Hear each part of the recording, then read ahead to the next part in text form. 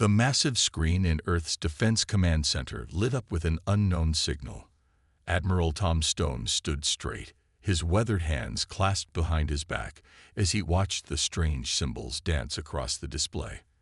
After 30 years in the Earth Defense Fleet, he thought he had seen everything. He was wrong. "Sir, we're detecting multiple objects entering the solar system," reported Lieutenant Jack from his station. "They're big, bigger than anything we've ever built." Stone nodded slowly. The room fell silent except for the steady beeping of monitoring equipment. Every person in the command center knew this moment would come eventually. Humanity had been preparing for first contact for decades. "They're slowing down near Mars orbit, sir," said Jack, his eyes fixed on his screen. "Energy readings are off the charts." The strange symbols on the main screen suddenly transformed into English text. The translation computers had finally cracked the basic pattern of their language. Stone read the message aloud. "Attention primitive species. This is Lord Grey of the Galactic Empire. Your world has been discovered by our expansion fleet. Prepare for integration into the Empire. Resistance is..." Stone paused and almost smiled. Really? They actually used the phrase "resistance is futile." A few nervous chuckles echoed through the command center. The tension in the room eased slightly. The message continued scrolling. "Your technology level has been assessed as Class 3, suitable only for basic space travel. Submit to Imperial rule within one Earth rotation, or face immediate subjugation." Stone walked to his command chair and pressed the communication panel. "Open a channel to their flagship." He straightened his uniform and cleared his throat. "This is Admiral Stone of the Earth Defense Fleet. We receive your message, Lord Grey." The screen flickered, revealing a tall humanoid figure with silver skin and elongated features. Lord Grey looked down at them with what could only be described as bored contempt. "Ah, you've managed to establish communication. Impressive for your development level," said Lord Grey. His voice carried the weight of someone used to instant obedience. "Your response to our demands." Stone looked around the command center. Every face showed the same determination he felt. Humanity had spent the last century preparing for this moment. Their orbital defense platforms were ready. The steel wall network was armed. The hidden fleets waited in their secret bases across the solar system. "Lord Grey," Stone said carefully, "I suggest you check your historical records about Earth, specifically our military history." The alien lord waved his hand dismissively. "We have no interest in the primitive conflicts of underdeveloped worlds. You will submit or..." "We've spent most of our recorded history fighting ourselves," Stone interrupted. "We've developed more ways to wage war than your empire has probably imagined. We're the species that turned plowshares into swords, kitchen knives into throwing weapons, and peaceful atoms into world-ending bombs." Lord Grey's bored expression flickered slightly. "Are you threatening the Galactic Empire, primitive?" "No, Lord Grey. I'm warning you." Stone's voice remained calm, but carried an edge of steel. "We don't want war. We'd prefer peaceful contact. But if you force this conflict..." He paused, making sure to meet the alien lord's eyes. "You should run." The command center remained absolutely silent as Lord Grey processed this response. His silver features twisted into what might have been amusement or anger. "You dare to threaten an empire that spans 1,000 worlds, with your primitive weapons and limited space travel?" Stone simply nodded. "We do. Because there's something you should know about humans, Lord Grey. We've never lost a war for our survival. Not once in our entire history. When our existence is threatened, we don't just fight. We rewrite the rules of warfare." "You have one Earth rotation to submit," Lord Grey snarled, his composure finally cracking. "Or we will show you true warfare." The transmission cut off. Stone turned to his crew, all waiting for his orders. "Send word to all commands," he said quietly. "Operation Steel Wall is now active. And contact the UN Security Council. They need to know." He looked back at the screen showing the Empire's ships. They need to know that humanity's first interstellar war is about to begin. The Empire had no idea what they were about to face. Humanity had spent centuries perfecting the art of war against themselves. Now, they would show the galaxy why every human child learned about peace through the lens of conflict. They had given their warning. Now they would show the Empire why they should have run. The United Nations meeting hall buzzed with tension.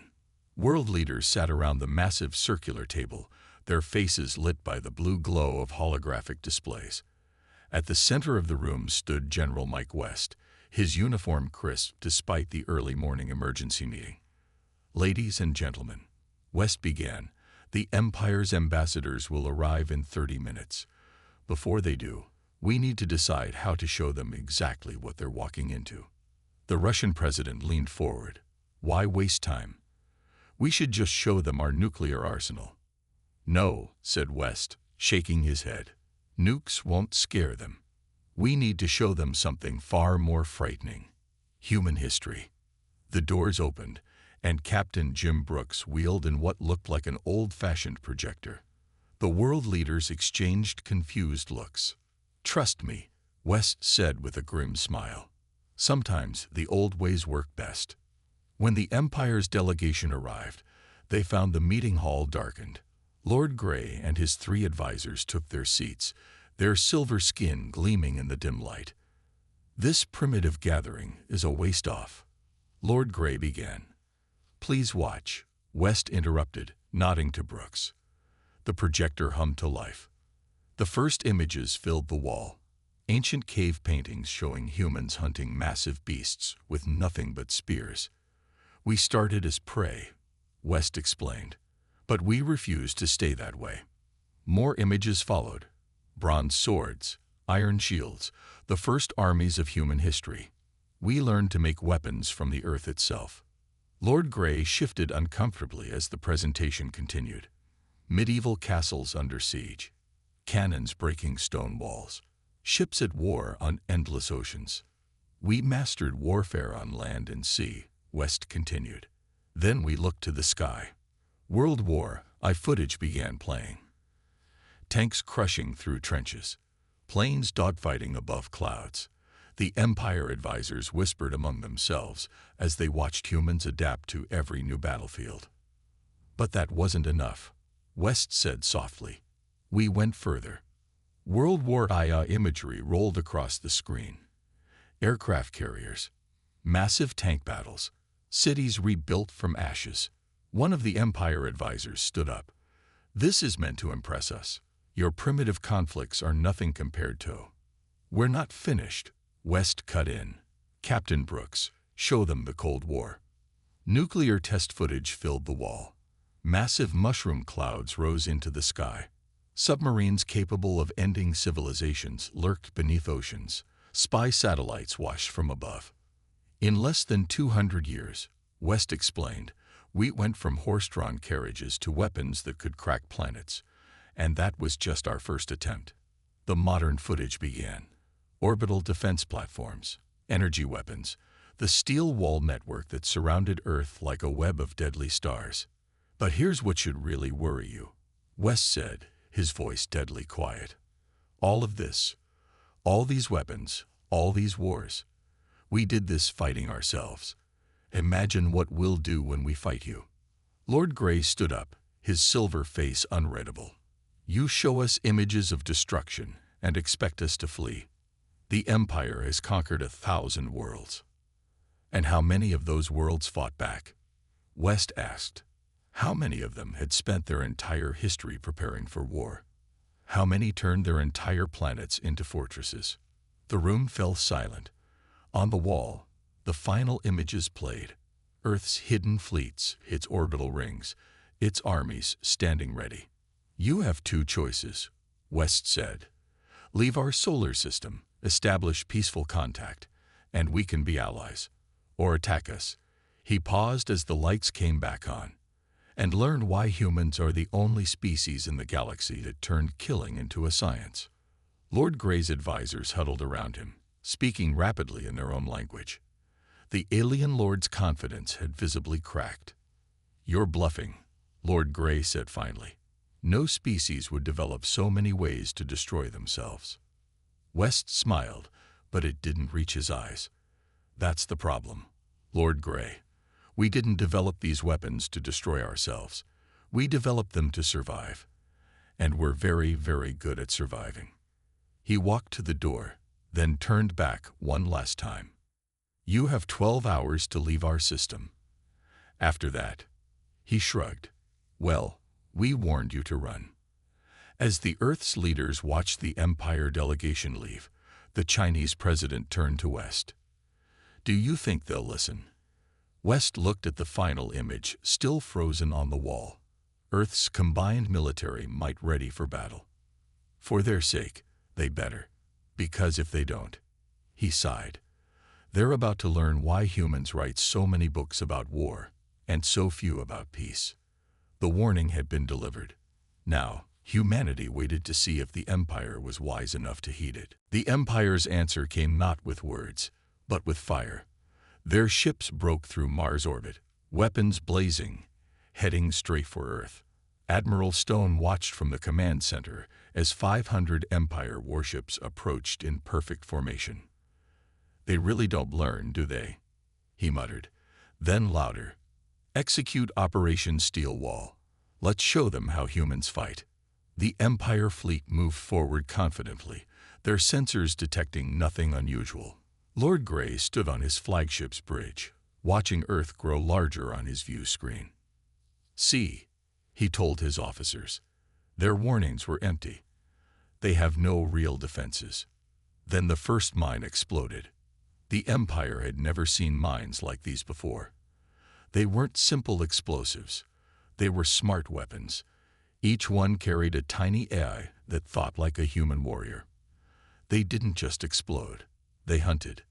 My lord, an Empire officer shouted. We're losing ships. The perfect formation broke apart as invisible mines struck from all directions. The Empire ships fired blindly into space, but the mines were too small and too smart to hit. Stone smiled as he watched the chaos. Phase 2, he ordered. Release the submarines. The Empire officers stared in confusion as their sensors detected large metal objects rising from Earth's oceans. They had dismissed the waters as irrelevant to space combat. That was their second mistake. Earth's nuclear submarines, rebuilt for space combat, emerged from the waves. Their captains had trained for years in the ocean depths, learning to fight without being seen. Now they used those skills in space. What is this madness? Lord Grey demanded as his ship started exploding from below. They're attacking from under us. The submarines fired their missiles in coordinated waves, just as they had practiced for decades. Empire ships found themselves caught between the mines above and the submarines below. They're breaking formation, Lieutenant Jack reported to Stone. Their right flank is exposed. Perfect. Stone pressed a button on his command chair. Captain Rogers, you have permission to attack. Hidden bases on the moon's dark side opened their doors. Earth's first true space fighters poured out. Small, fast ships built using everything humans had learned from centuries of air combat. The Empire's large warships turned clumsily, trying to target the agile Earth fighters. But human pilots had trained in dogfights since World War I. They knew how to dance in 3 dimensions. My lord, we've lost 30% of the fleet. An Empire officer reported, panic in his voice. These humans, they're everywhere. Impossible. Lord Grey slammed his fist on his command console.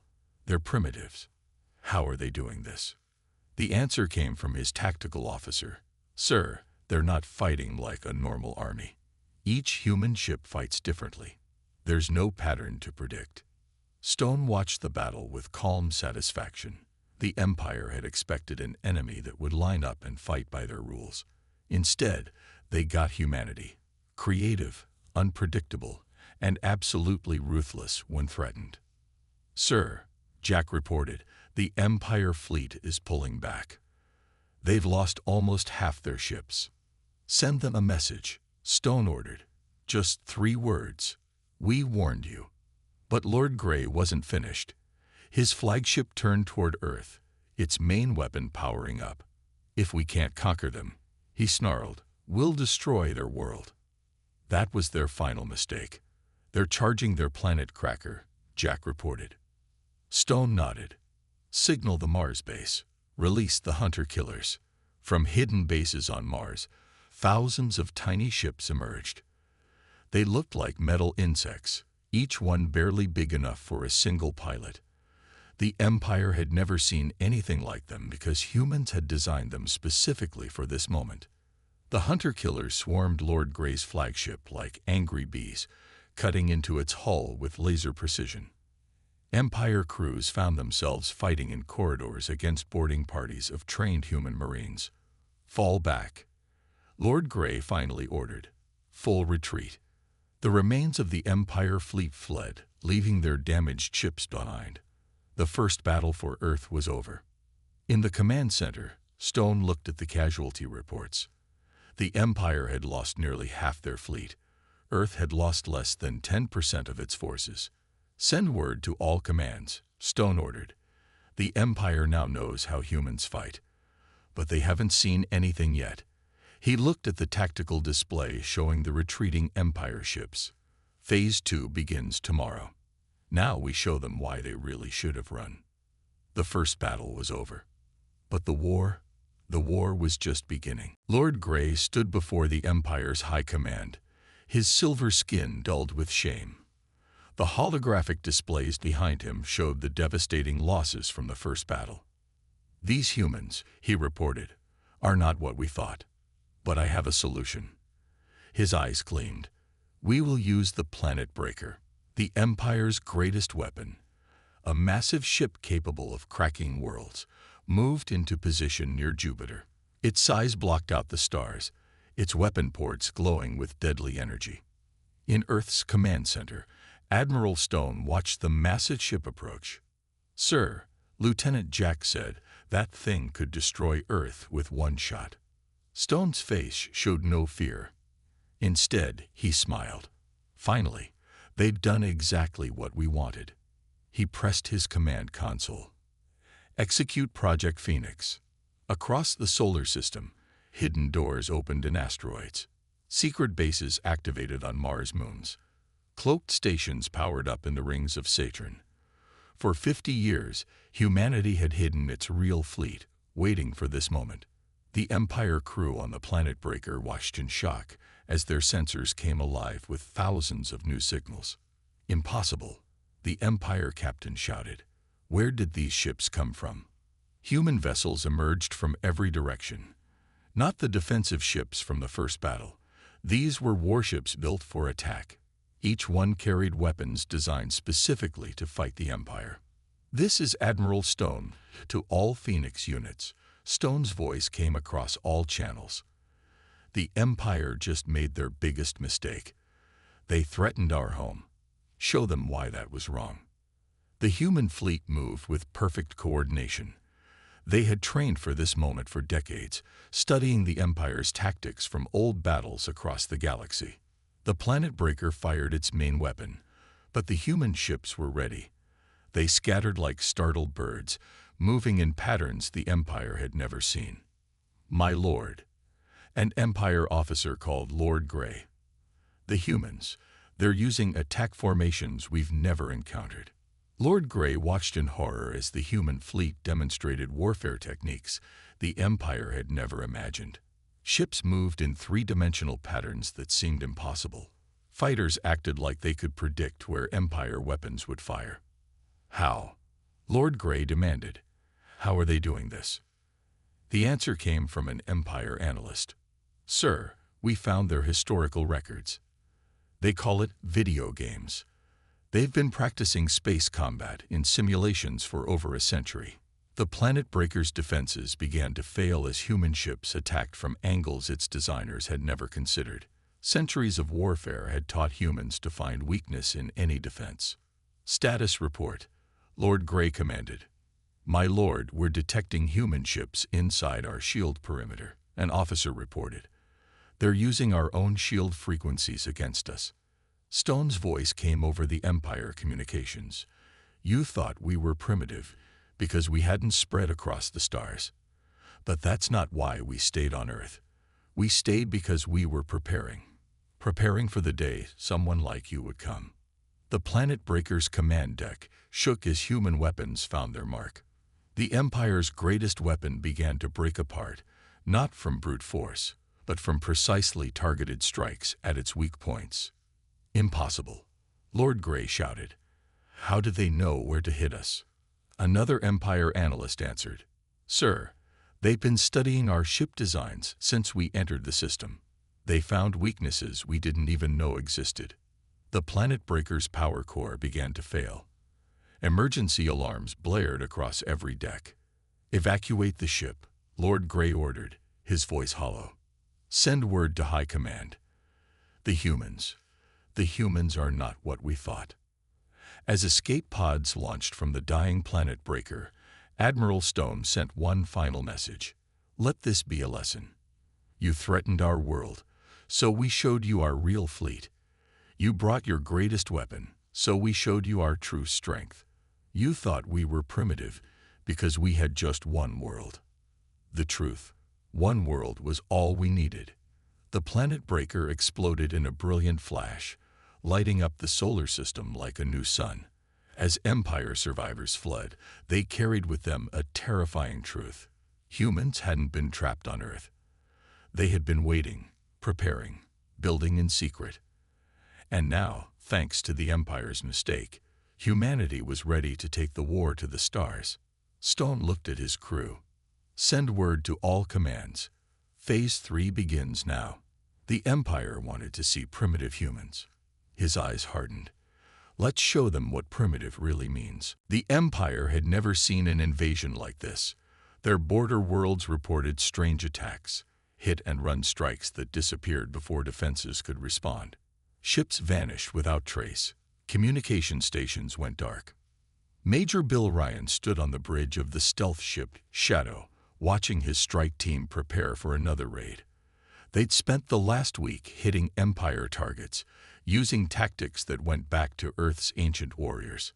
Sir, his communications officer reported, the Empire supply depot is right where intelligence said it would be. Ryan nodded. The Empire built everything in straight lines, perfect formations, and predictable patterns. They never learned. Begin Operation Ghost, he ordered, just like we practiced. Across Empire space, 40 other human strike teams got the same order. The Empire was about to learn why humans called it guerrilla warfare. On an Empire border world, Lord Grey watched security footage in disbelief. Human soldiers moved like shadows through Empire bases, using fighting styles no alien had ever seen. What is this? He demanded, watching humans take down Empire soldiers with bare hands. His advisor, looking nervous, explained.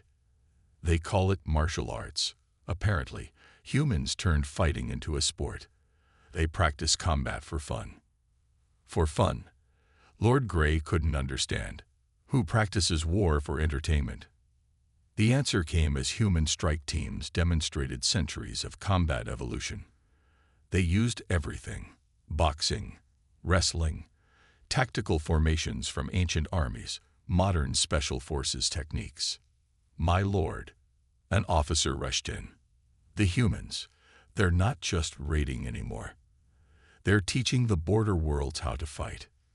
This was humanity's real plan, not just to defeat the Empire, but to show others how to resist. Every world the humans visited learned new words: rebellion, resistance, revolution. On the Shadow, Major Ryan received new orders from Earth Command. Phase 2 of Operation Ghost is approved. You may begin full guerrilla warfare. Ryan smiled. His team had been waiting for this. The Empire's perfect world fell into chaos. Supply lines broke. Communications failed. Every time they sent ships to restore order, those ships found empty space. And then human attacks came from unexpected directions. How are they doing this? Lord Grey demanded in an emergency meeting. They're attacking everywhere at once. His tactical officer swallowed hard. Sir, We found something in their history. Humans have a strategy they call asymmetrical warfare. They don't try to match our strength. They attack where we're weak. But we're the Empire. We have no weaknesses. That's what makes them so dangerous, sir. They don't fight like a military. They fight like humans. On the Empire capital world, alerts flashed as human ships appeared from nowhere. They weren't attacking, just watching, learning, planning. Admiral Stone's voice broadcasted on all Empire channels. You still don't understand what you're fighting, do you? We're not just soldiers. Every human knows how to fight, how to resist, how to survive. It's in our blood. Lord Grey watched as more reports came in. Humans were teaching rebellion tactics to species that had been quiet for centuries. Empire worlds that had never known violence were learning Earth's long history of resistance. Stop them, he ordered. Send the fleet. Sir, his officer replied, we can't. The humans. They're everywhere and nowhere. We don't know where they'll strike next. Major Ryan led another raid, his team moving through Empire defenses like ghosts. They left behind not just destruction, but information, teaching others how to fight back. This is why we warned you to run, Ryan transmitted to the Empire base before disappearing again. Humans don't just fight wars. We change how wars are fought. In Earth's command center, Admiral Stone reviewed the reports. The Empire's perfect order was crumbling. Their rigid military had no answer for human chaos. Send word to all teams, he ordered. Begin Phase 3. Show them why humans wrote so many books about guerrilla warfare. As human ships struck from shadows across Empire space, Lord Grey finally understood their biggest mistake. They hadn't just started a war with humans. They'd awakened a species that had spent its entire history learning to fight superior forces and win. The Empire had wanted to see humanity's primitive side. Now they were learning why Earth's history was written in battles and why humans had warned them to run. The Empire's Grand Council chamber hadn't seen such chaos in 1,000 years. Angry voices filled the massive hall as lords and generals argued over the human problem. We've lost contact with 30 border worlds. One general shouted, his silver skin almost white with fear. These humans, they're teaching our subjects how to rebel. Lord Grey stood before them, no longer the proud commander who had first contacted Earth. We must negotiate, he said, his voice heavy with defeat. The humans are unlike any species we encountered. The council erupted in angry shouts. Negotiate with primitives. Then the chamber's main screen activated without warning. Admiral Stone's face appeared, looking down at the Empire's leaders. Good morning, Stone said calmly. I hope I'm not interrupting anything important. The council fell silent. It was impossible. Their chamber was supposed to be unhackable. How dare you? The council leader stood up. This is the Empire's most secure. Nothing is secure from humans who want to get in. Stone interrupted. We've been watching your meetings for weeks. Did you really think those walls could keep us out? Screens around the chamber lit up, showing footage of human strikes across Empire space, ships appearing from nowhere, soldiers moving like shadows through secure bases, former Empire subjects learning Earth's combat techniques. This is your final warning. Stone continued. We can end this war now. Or, he paused, letting the footage play. We can show you what happens when humans fight a total war. You're bluffing, the council leader said. You can't reach our core worlds. Stone smiled. Look up. The council rushed to the chamber's windows. High above the Empire capital, small lights winked in the darkness. Hundreds of human stealth ships, already in position. Impossible. Lord Grey whispered. How long have they been there? Since the beginning. Stone answered. We learned something important from our own history. Never start a fight unless you can reach the enemy's heart. The council chamber erupted in panic. Some leaders called for immediate surrender. Others demanded a final attack on Earth. You don't understand. Lord Grey suddenly shouted over the chaos. Look at the footage again. Look how they fight. The screen showed more scenes. Human ships using asteroid fields as cover, just like ancient armies used forests. Strike teams moving through Empire bases using tactics from Earth's special forces. Rebellion spreading like a carefully planned infection. They're not fighting a war, Lord Grey explained, his voice shaking. They're fighting all wars, every tactic from their entire history, all at once. Stone nodded on the screen. Finally, someone understands. We spent centuries learning to fight in every possible way. Each human soldier carries 10,000 years of combat evolution in their training. The council leader slumped in his chair. What are your terms? Simple. Return to your borders. Leave Earth and its allies alone. And Stone's face hardened. Remember why we warned you to run. And if we refuse, someone shouted. Stone's answer was to switch the screens to new footage. Earth's full nuclear arsenal ready to launch. The hidden fleets waiting near every Empire core world. The thousands of human soldiers who had already infiltrated Empire society, ready to strike. Then we stop holding back, Stone said quietly. Until now, we've been fighting clean. Would you like to see what humans can do when we don't care about collateral damage? The council chamber fell silent. In just a few months, humans had shattered the Empire's perfect order. They'd revealed weaknesses no one knew existed. They'd turned obedient subjects into resistance fighters. Council leader, Lord Grey said quietly, we must vote. Now.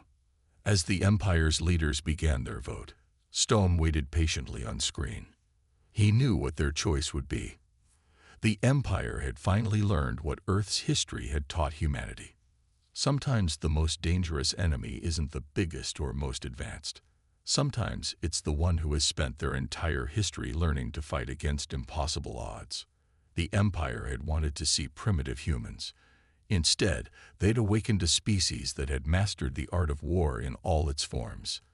And now, they would learn the most important lesson.